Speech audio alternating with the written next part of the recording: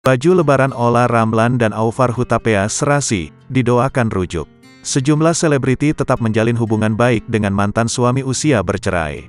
Satu di antaranya adalah Olla Ramlan dan Aufar Hutapea.